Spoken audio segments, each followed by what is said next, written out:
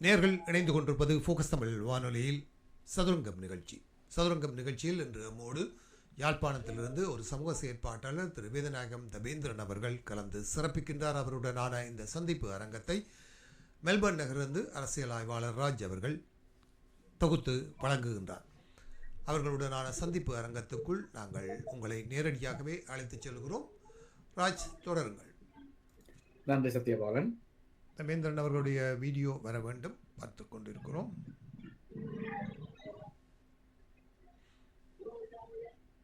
வணக்கம் தபேந்திரன். வணக்கம். வீடியோ இதுல என்னண்டு நீங்கள் முதலில் வந்தபோது வீடியோ வந்திருந்தது முதல் தரம்.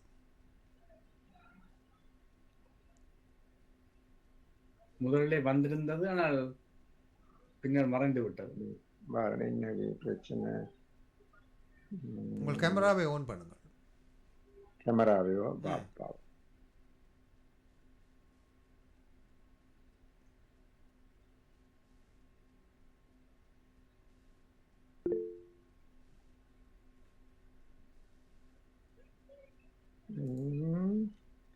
நீங்க ஆஃப் பண்ணி போட்டு திருப்பி ஜாயின் பண்ணுங்க. சரி, இப்ப வேற வீடியோ இல்லையா? இல்ல, நீங்க திருப்பி லாக் அவுட் பண்ணி போட்டு லாகின் பண்ணுங்க. போறதா நீங்கள் மீண்டும் அதை நிறுத்திவிட்டு மீண்டும் அதே லிங்கில் இணைந்து கொள்ளுங்கள். நான் முதல்ல வந்தது இந்த தெரிஞ்சது.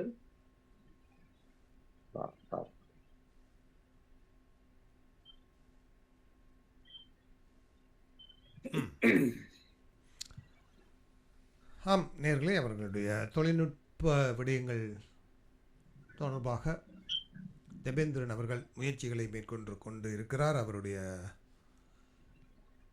முயற்சிகள் இப்போது சரியாக இருக்கிறது. நன்றி. கொஞ்சம் நீங்கள் கேமராவை இன்னும் கீழே பதித்து வைத்துக் கொண்டால் நன்றாக. சரி, இப்போ சரியா இருக்கிறது, நன்றாக இருக்கிறதா? கொஞ்சம் ஓகே ராஜ். சரி, ஆமாம், சரியாக இருக்கிறது. நீங்கள் நேரே கேமராவை பார்த்து பேசினால் சரி. சரி, நன்றி சத்யபாலன். நன்றி தெய்வேந்திரன் அவர்களே. முதல் தடவையாக எங்களது ஃபோக்கஸ் தமிழ் வானொலி ஊடாக உங்களை சந்திப்பதிலே மகிழ்ச்சி அடைகிறோம். அந்த வகையிலே உங்களை பற்றிய ஒரு சிறிய அறிமுகத்தை எமது நேர்களுக்காக வழங்குவீர்களா? வணக்கம். என்னுடைய பேர் வேதநாயகம் தபேந்திரன். நான் பிறந்து வளர்ந்தது யாழ்ப்பாணம் சுண்டுக்குழி பழைய பூங்கா வீதி. நான் திருமணமாகி வசிப்பது கைதடி. என்னுடைய ஆரம்ப கல்வி சென்ட் சார்ல்ஸ் மகா வித்தியாலயம், இடைநிலை கல்வி யாழ்ப்பாணம் இந்து கல்லூரி, பட்டப்படிப்பு யாழ்ப்பாண பல்கலைக்கழகம். சமூக சேவைகள் உத்தியோகத்தராக என்னுடைய சேவையை நிறைவு செய்துள்ளேன். முதல் 6 வருடங்கள் திருகோணமலை மாவட்டம், பின்னர் 9 வருடங்கள் யாழ்ப்பாணம் மாவட்டம், பின்னர் நிறைவு காலப்பகுதி கிளிநொச்சி மாவட்டம். 55 வயதுடன் ஓய்வு பெற்றுவிட்டு நான் விவசாயம், கைத்தொழில் இவற்றில் தீவிரமாக ஈடுபடுகின்றேன். அரச துறையில் போட்டி பரீட்சைகளுக்கான பொதுறிவு புத்தகங்கள், யாழ்ப்பாண நினைவுகள் என்னும் ஒரு யாழ்ப்பாண மண்ணின் நினைவுகள் சார்ந்த ஆக்கங்கள் 3 நூல்கள், இன்னும் பல எல்லா துறைகளையும் எழுத வேண்டும் என்ற ஆவலுடன் அவ்வப்போது எழுதி வருகின்றேன். நன்றி. அடுத்ததாக நாங்கள் முதலாவதாக மன்னார் காற்றலை விவகாரம் சம்பந்தமாக உங்களுடைய நிலைப்பாடு என்ன என்று அறிய முடியும்? ஆமாம், இது நான் முகநூல் என்று நான் உங்களுடைய நேர்காணல் வரும் பொழுதே நினைத்து நான் இந்த சூட்டோடு சூடாக இன்று இதனை சொல்லத்தான் வேண்டும் என்று.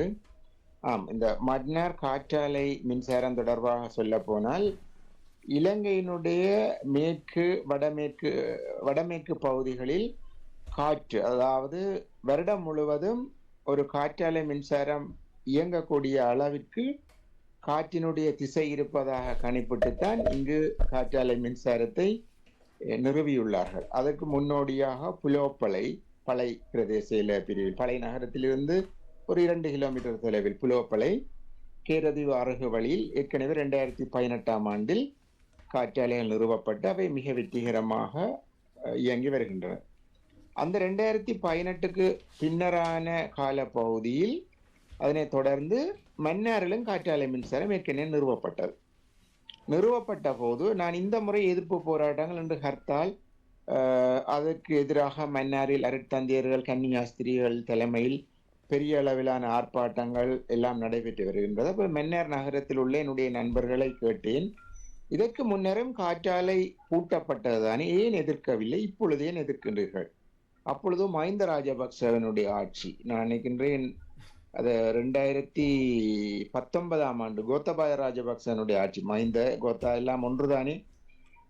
அப்பொழுது தங்களால ஜனநாயக உரிமை இருக்கவில்லை, யாரும் வாய் திறக்க முடியவில்லை, அதனால் நாங்கள் எதிர்க்க முடியவில்லை. ஆனால் அந்த காற்றாலை மின்சாரத்திற்கு ஒவ்வொரு காற்றாலையும் 16 தொடக்கம் 20 ஏக்கர் நிலப்பரப்பை அந்த அத்திவர ஃபவுண்டேஷனுக்குரிய இடங்கள் பிடித்தன. அதனால் மழைக்காலத்தில் மழை நீர் ஓடாமல் தேங்கி மன்னார் நகரத்தில் பெரிய ஒரு வெள்ளப்பெருக்கு ஒன்று ஏற்படுகின்றது. அந்த வகையில் அந்த வெள்ளப்பெருக்கால் நாங்கள் பாதிக்கப்படுகின்றோம். அதனை வைத்துக் கொண்டுதான் நாங்கள் இப்பொழுது எதிர்க்கின்றோம். ஆகவே நாங்கள் முன்பு ஜனநாயக ரீதியாக போராடக்கூடிய இடவெளி இருக்கவில்லை, வாய்ப்பு இருக்கவில்லை. இப்பொழுது வாய்ப்பு இருப்பதனால் இந்த தேசிய மக்கள் சக்தி அரசாங்க காலத்தில் போராடுகின்றோம் என்று சொன்னார்கள். இன்னும் ஒரு கதை சொன்னார்கள், காற்றாலை மின்சாரம் தொடர்பாக எங்களுடன் கருத்து அறிதல் ஒன்றுமே நடைபெறவில்லை என்று சொல்லி.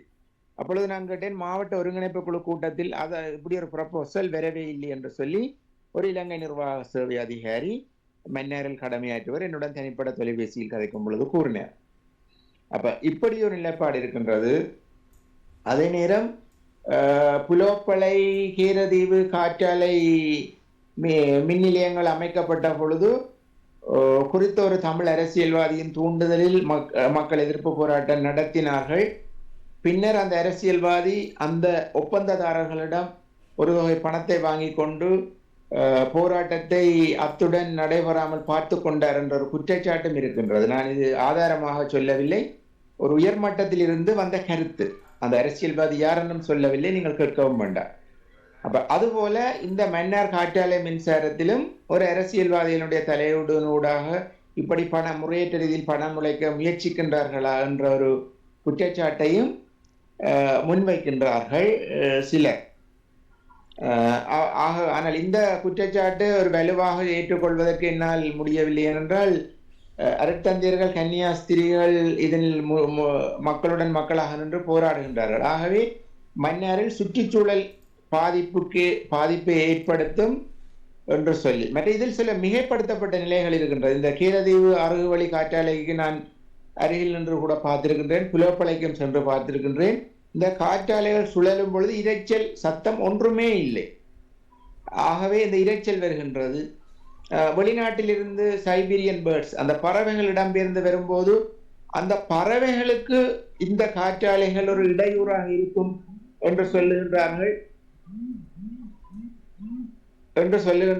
இதெல்லாம் ஒரு ஏற்றுக்கொள்ளக்கூடிய விடயம் அல்ல. ஏனென்றால் அந்த காற்றாலைகளுடைய ஒவ்வொரு காற்றாலைக்கும் இடையில் உள்ள இடைவெளியை பார்த்தீர்கள் என்றால் தெரியும், பிரம்மாண்டமான இடைவெளிகள் இருக்கின்றது. ஆகவே இதில் அந்த பறவைகளுடைய வருகையை தடுக்கும் என்று சொல்வதில் அர்த்தமில்லை. அடுத்ததாக எங்களுடைய ஆக்களில் ஒரு துரதிர்ஷ்டமான பழக்கம் இருக்கின்றது. அரசாங்கம் என்னத்தை கொண்டு வந்தாலும் எதிர்க்க வேண்டும், எதிர்த்தால் விளம்பரம் இருக்கும். ஏனென்றால் இப்பொழுது அந்த அதற்கு போவதற்கு முன்னர் என்னுடைய இன்னொரு கேள்வி என்னன்னு சொன்னால், இதே போன்ற காற்றாலைகள் இலங்கையினுடைய தென்பகுதியிலும் அமைக்கப்பட்டிருக்கின்றதா? நான் அமைக்கப்பட்டதாக நான் அறியவில்லை. ஆனால் காற்றினுடைய வளம், அந்த வளம் வாய்ப்பாக எங்களுடைய வட மாகாணத்தின் மேற்கு கரைகளில் இருப்பதாக ஆராய்ச்சியாளர்கள் ஆராய்ந்து கண்டுபிடித்ததாக கூறுகின்றார்கள். இது தொழில்நுட்ப ரீதியான விடயம். எனக்கு அந்த அளவுக்கு தொழில்நுட்ப ரீதியான அறிவு இருப்பதாக நான் நினைக்கவில்லை. ஏனையவர்களுடைய அறிக்கைகளிலிருந்து பெற்றுக்கொண்ட தகவல். அடுத்ததாக இன்னும் 2 இடங்களை சொல்லுங்கள். புலோப்பளை என்னும் இடத்திலே ஏற்கனவே கீரதீவு அமைக்கப்பட்டதுன்னு சொல்லி அந்த பகுதிகளிலே இவர்கள் சொல்லுவது போல மீன் வளங்களுக்கு பாதிப்பு மற்றும் நீங்கள் ஏற்கனவே சொல்லிவிட்டீர்கள் அந்த காற்றினுடைய சத்தம் இரைச்சல் கேட்கவில்லை என்று சொல்லி மீன் வளங்களுக்கான பாதிப்பு மற்றும் சுற்றுச்சூழலுக்கான பாதிப்பு போன்றவை பற்றி மக்கள் ஏதாவது, அங்கு வாழும் மக்கள் ஏதாவது இதுவரைக்கும் முறைப்பாடுகளை முறைப்பாடு செய்ததாக பதிவுகள் இருக்கின்றது. நான் அறியவில்லை. ஒரு ஆரம்ப கட்டத்தில் ஒரு போராட்டம், மக்கள் போராட்டமாக எதிர்ப்பு காட்டப்பட்டு பின்பது அமைதியாக கைவிடப்பட்டது. ஆனால் அந்த இடத்தில் மீன்பிடி புலோப்பளை கீரதிவெல்லாம், அதாவது கடல் தொழில் சார்ந்த நெருக்கமான மக்கள் குடியிருப்புக்கு அண்மித்த கீரதிவில் மக்கள் இல்லை, புலோப்பளை. அப்படி யாரும் குற்றச்சாட்டு தெரிவித்து ஊடகங்களிலோ சமூக வலைத்தளங்களிலோ வந்ததாக நான் இன்னும் அறியவில்லை. சரி, நீங்கள் தொடருங்கள். நீங்கள் சொல்லியிருந்தீர்கள் எதிர்க்கெடுத்தாலும் எதிர்ப்பு தெரிவிப்பது பற்றி சொல்ல முன்வந்தீர்கள். தொடருங்கள். ஆமாம், என்னென்றால் இப்பொழுது எங்களுடைய ஊடகங்களில் ஒரு பெரிய ஒரு செய்தி வறுமை இருக்கின்றது. முந்தி கிரிக்கெட்டில் ஸ்கோர் சொன்ன மாதிரி கொல்லப்பட்ட படையினர், தகர்க்கப்பட்ட முகாம்கள், அள்ளப்பட்ட ஆயுதங்கள் என்று சொல்லி ஒரு பரபரப்பான ஒரு செய்தி தளத்தில் ஊடகங்களில் நாங்கள் இருந்தோம். அந்த பரபரப்பு இல்லாத பொழுது இப்படியான மக்களுடைய அன்றாட விடயங்கள், பிரச்சனைகளை ஒரு பரபரப்புக்குரிய விடயமாக்கி ஒரு நாட்டினுடைய மக்களுடைய உணர்வை ஒரு பொதுநிலையில் வைத்திருப்பதான ஒரு குற்றச்சாட்டும் இருக்கின்றது. இதில் மன்னாரில் இடம்பெறுகின்ற இந்த போராட்டம் தொடர்பாக இன்னும் ஒரு விடயத்தையும் சொல்ல வேண்டும். நான் மன்னாருக்கு இந்த காற்றாலை மின்சாரம் பூட்டிய பின்னர் தலைமன்னார் பேசாலையில் இருந்து மன்னார் தீவு வரை சில முறை ஒரு நண்பருடைய தேவை கருதி பயணம் செய்யக்கூடிய வாய்ப்பு கிடைத்தது. இந்த கண்டங்காடு என்று சொல்லப்படுகின்ற இயற்கையாக அந்த மன்னார் கடல் நீர் ஏரியினுடைய மீன் உற்பத்திக்கு இயற்கையான வளம் மிக்க கண்டங்காடுகள் ஆயிரக்கணக்கில் அழிக்கப்பட்டு நில அபகரிப்பு நடந்திருக்கின்றது. அரசு அதிகாரிகள், உயர் அதிகாரிகள், சாதாரண ஆட்கள் எல்லோருமே அந்த நிலப்பிடிப்பை செய்தார்கள். அப்பொழுது நான் இந்த சுற்றுச்சூழல் பாதிப்பு என்று சொல்லி, நீங்கள் இன்று காற்றாலைக்கு எதிராக போராடுகின்றீர்கள், வளமான மீன்களை உற்பத்தி செய்யக்கூடிய இயற்கையான சரணாலயமான கண்டங்காடுகளை அழிக்கும் பொழுது ஏன் நீங்கள் அதற்கு குரல் கொடுக்கவில்லை என்று என்னுடைய மன்னர் நண்பர்களிடம் கேட்டேன்.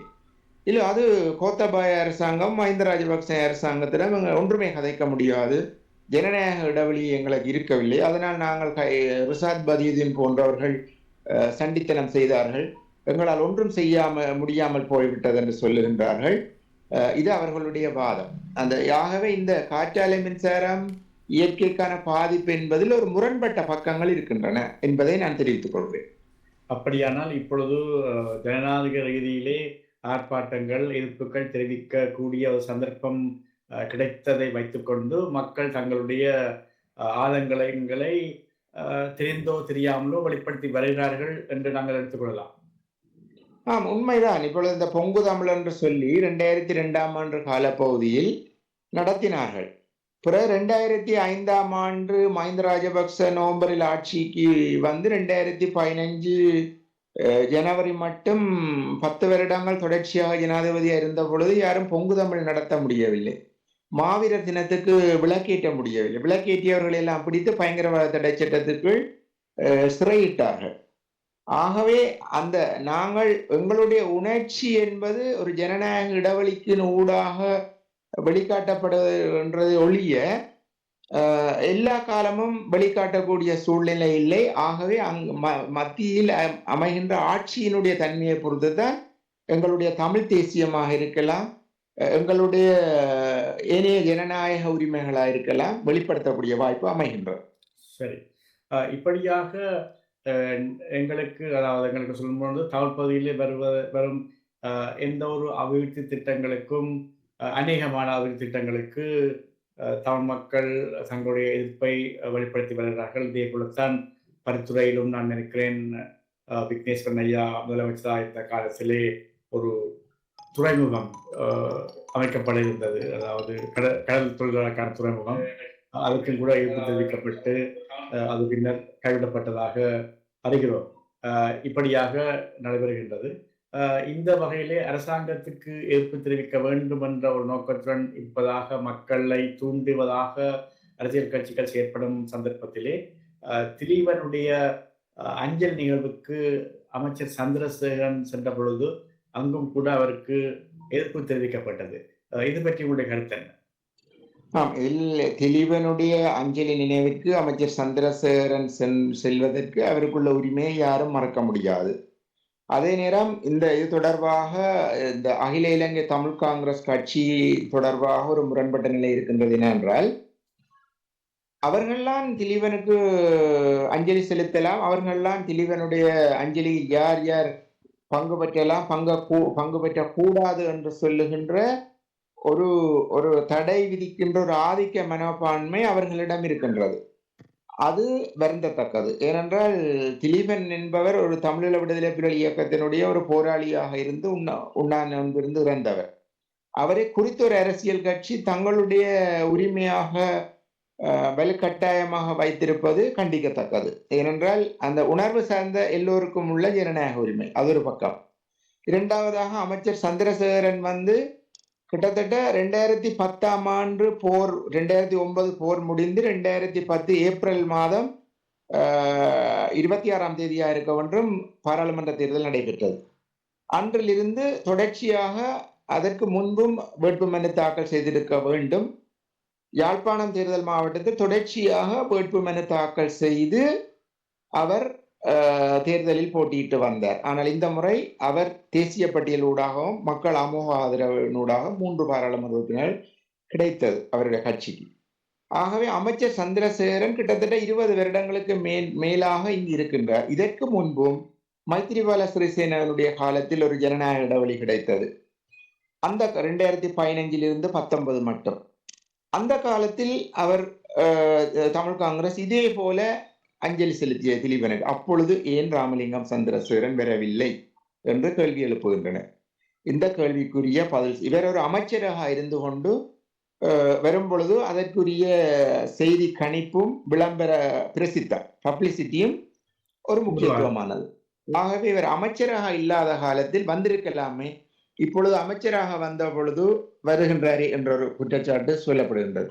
இரண்டாவதாக, தமிழீழ விடுதலை புலிகள் சார்பான ஆதரவு மனப்பான்மை உள்ளவர்களுடைய வீதம் ஒப்பீட்டளவில் கூடத்தான்.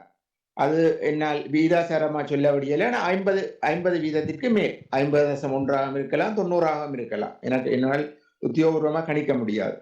அந்த தமிழீழ விடுதலை புலிகளினுடைய முன்னாள் போராளிகள் தியாகங்களை வாக்கையும் தான் பெற வேண்டும் என்று சொல்லி இது ஒரு வாக்கு வங்கி அரசியலாக திலீபனை பயன்படுத்துகின்றார் என்ற குற்றச்சாட்டும் எங்களுடைய சமூக வலைத்தளங்களில் சாதாரண மக்களுடைய கதை பேச்சுக்களில் முன்வைக்கப்படுகின்றது.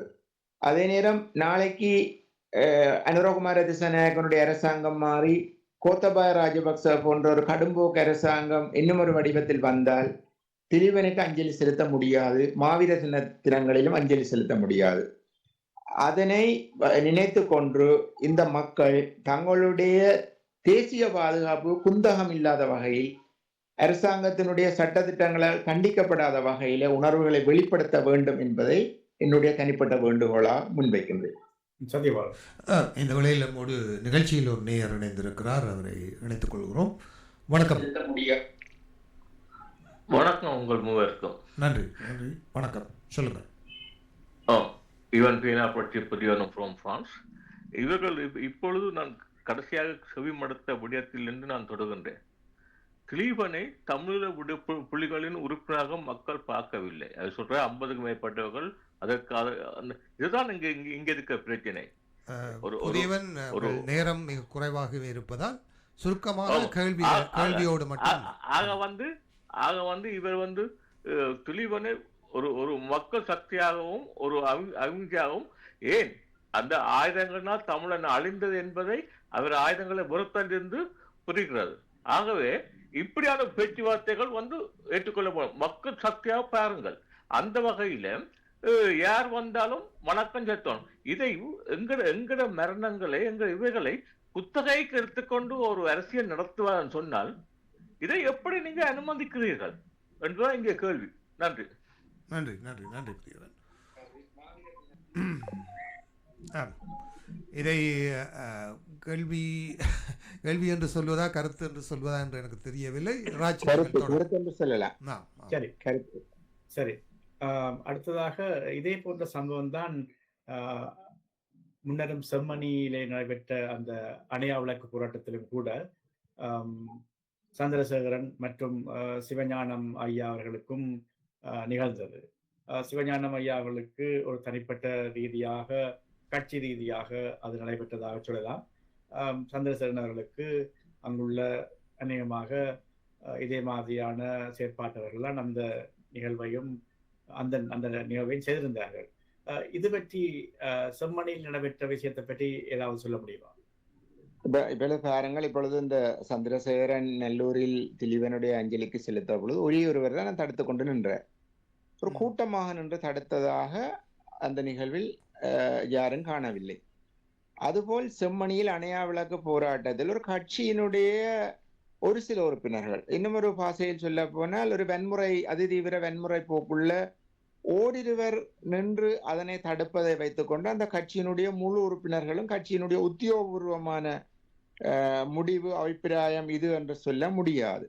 இதுதான் ஒரு முரண்பட்ட நிலையில் இருக்கின்றது. இப்ப நாங்கள் எங்களுடைய பொது அமைப்புகளில் கூட்டம் கூடும் பொழுது ஒரு 100 பேர் இருந்தால் ஒரு 2-3 பேர் கத்திக் கொண்டிருப்பார்கள். அப்பொழுது நான் சொல்வேன், இது ஜனநாயகம் அல்ல. இந்த 2-3 பேர் இடைவிடாமல் கத்துவதை வைத்துக்கொண்டு இந்த தீர்மானத்துக்கு இங்குள்ள 97 பேரும் எதிர்ப்பு என்றல்ல, ரகசிய வாக்கெடுப்பை விடுங்கள் என்று சொல்லி ரகசிய வாக்கெடுப்பு மூலம் ஜனநாயக தீர்மானங்களை சரியான முறையில் எடுப்பதற்குரிய வழிகாட்டுதல்களை நான் பங்கு பெற்றிய சில கூட்டங்களில் செய்துள்ளேன். அதுபோல் இந்த திலீபன் வருகையின் போதும் சரி, செம்மணியின் அணையா விளக்கையும் சரி, கட்சியினுடைய வன்முறை போக்குள்ள ஒரு தான் தோன்றித்தனமான ஒரு சில உறுப்பினர்களை வைத்துக்கொண்டு அது முழு கட்சியினுடைய முடிவாக இருக்காது. அதேவேளை இன்னும் ஒரு விடயத்தையும் சொல்ல வேண்டும். கட்சியினுடைய தலைவர்கள் ரகசியமாக இப்படியான ஒரு வெறித்தனமான தொண்டர்களை தூண்டிவிட்டு ரகசியமாக இருந்து தாங்கள் நினைத்தவற்றை சாதித்து கொண்டு ஒரு நல்ல பிள்ளைக்கு நடிக்கின்ற ஒரு துர்ப்பாக்கியமான அரசியல் போக்கும் இங்கு இருக்கின்றது. இன்னொரு விடயமாக இந்த நல்லூரிலே ஒருவர் துண்டு பிரசுரம் விநியோகித்து அது ஒரு சர்ச்சையாக இருக்கிறது. அது தொடர்பாக என்ன சொல்ல விரும்புகிறீர்கள்? அந்த துண்டு பிரசுரம் அந்த துண்டு பிரசுரத்தில் என்ன எழுதப்பட்டிருந்தது என்ற விவரங்கள் தெரியுமா? விளங்கையில அந்த துண்டு பிரசுரத்தில் என்ன எழுதப்பட்டிருந்தது, எதை பற்றி அவர்கள் அந்த துண்டு பிரசுரத்தை வெளியிட்டார்? நான் அந்த நிகழ்வுக்கு போவதில் துண்டு பிரசுரம் விநியோகிக்கப்பட்டதாக அறிந்தேன். நீங்கள் சொன்னால்தான் தெரியும் அதனுடைய உள்ளடக்கம் என்னவென்று. இல்லை, எமக்கும் அது அறிய கிடைக்கும். இல்லை, அதில் சொல்லப்பட்டது என்னன்னு சொன்னால், திலீபனுடைய அந்த போராட்டத்தை ஒரு கட்சி தாங்கள் எடுத்து செய்வது ஏற்றுக்கொள்ள முடியாது என்று சொல்லி அந்த விதமாகத்தான் அந்த குற்றச்சாட்டு முன்வைக்கப்பட்டிருந்தது. எனவே அதை மையமாக வைத்துத்தான், அதாவது ஒரு கட்சியினர்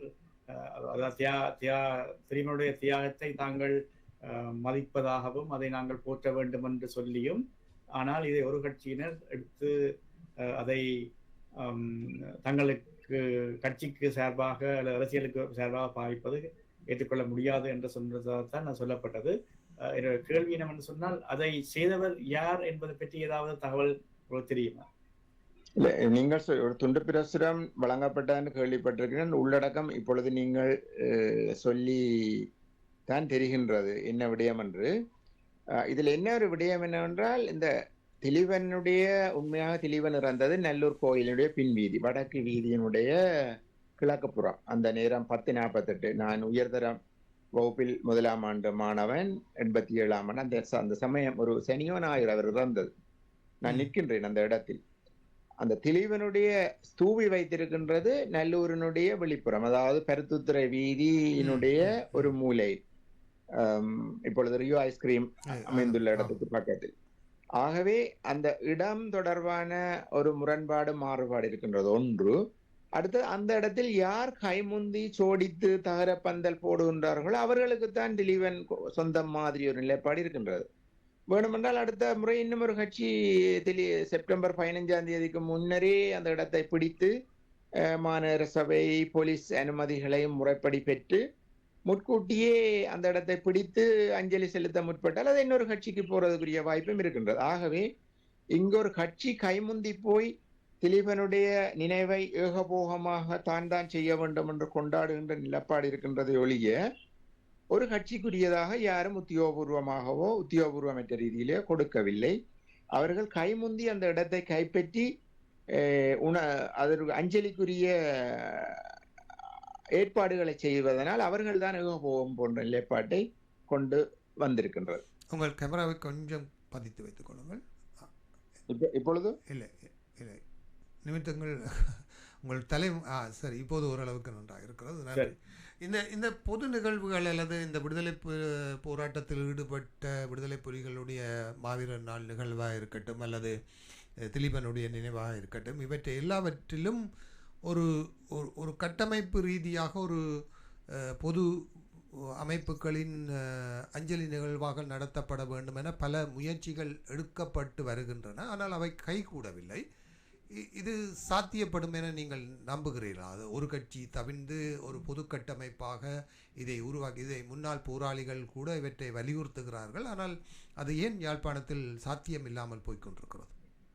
ஆமாம், இந்த கேள்வி தொடர்பாக ஏற்கனவே நடைபெற்ற கருத்தாடல்களில் நானும் பங்கு பெற்றிருக்கின்றேன்.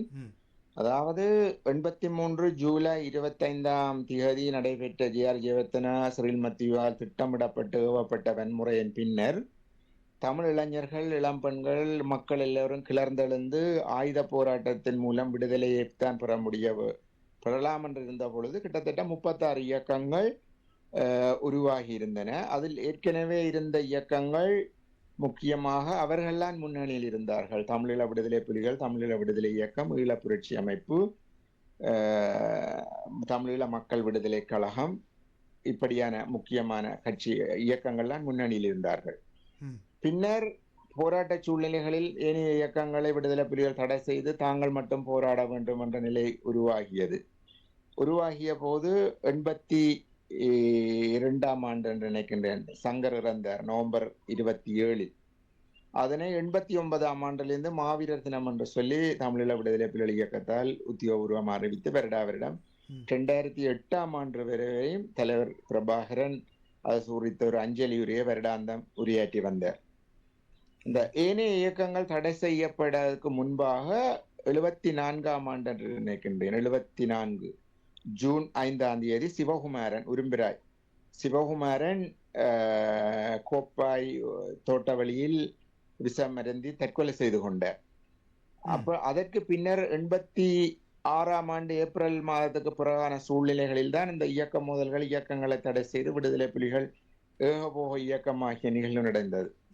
ஆனால் அதற்கு முன்பும் போராட்டத்தில் இறந்த நூற்றுக்கணக்கான போராளிகள் இருக்கின்றார்கள். அதற்காக தங்களுடைய வாழ்க்கையை தொலைத்த பொதுமக்களும் இருக்கின்றார்கள். ஆகவே ஜூன் 5ஆம் தேதியை